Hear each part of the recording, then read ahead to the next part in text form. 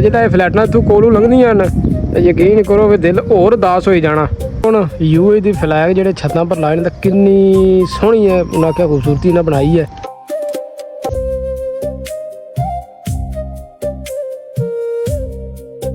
अस्सलाम वालेकुम जी। हाँ जी, देश वाले तो परदेश वाले क्या हाल है वाले हो, ठीक हो जी? उम्मीद करना तुम सारे वाल हो। सो जी मैं मोहम्मद अब्बास तुसा तकी जो कश्मीरी ब्लाग है। तो अज सरकार बावा दिन बाद असा कोई फिल्म जी लगे बनान, इयां को तुसा भी पता भी असा जुड़े आए इत्थे दुबई।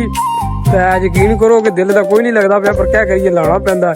मजदूर लोग असा मजदूरी असा करनी है। इत्थे अज तो जनाब जिसलै गर्मी तकी ओए होए असा नहीं अपने कश्मीर दी यादां जनाब, तो वो फिर नहीं रहन होंदा ना। दिल है जो औखिया हो गई लगती। तो बाकी तुम शाम के टाइम का इधर का थोड़ा जहा विजिट कराने ब्लाग शलाग हूँ इतना शुरू करांगे आस्ते आस्ते। थोड़ा दिल लगती है, सब को माल पे नाल वीडियो शीडियो बनाने रहे हैं ना, समझा करो कट्ठा करके आंदे आ। तो बाकी थोड़ा जहा है बई दिन डुबदा पिया, शाम पैनी पई, थोड़ा जहा तुम नज़ारा करवा छोड़ने। क्या ख्याल है? शाम का टाइम है, तक हूँ चहलकदमी हो रही है।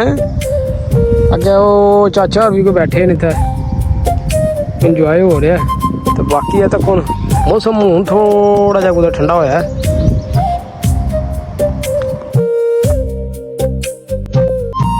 बाकी माशाल्लाह जी तक हूँ यूए दी फ्लैग जो छत्तां पर लाए तो किन्नी सोहनी है, उन्हें क्या खूबसूरती ना बनाई है। दुबई जिथे भी तुम जा सो छत्तर तुम ये फ्लैग मिल सन, माशाल्लाह चंगी खूबसूरती बनी है।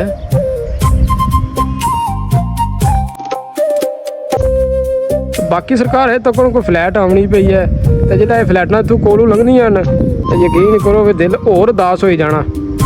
ये हूँ लैंड करन लगी अबू धाबी है, तो जेडे हमने पिंड जाने इन्ना अगे इस वेले काली पई होनी है लैन गया है। हाय हाय हाय हाय वो परदेसा। तो बाकी इस वेले जो यकीन करो कि मौसम बड़ा कमाल ना है। हवा जी ठंडी झुल्ली पई है, तो बाकी 2 दिन पिछले बड़ी गर्मी पई है। इतना भी एकदम ही मौसम चेंज हो गया। ये भाई और कोई इंडिया ने लगने में सुबह तको तो शामी कितों कसम है इतना कि बेचारा घाबरे हैं। हर वाला इतने गेडे च जाना होंगे बैठे आ, तो बहुत कोई जाना घाबरे है इस वेले फोन ही चलना।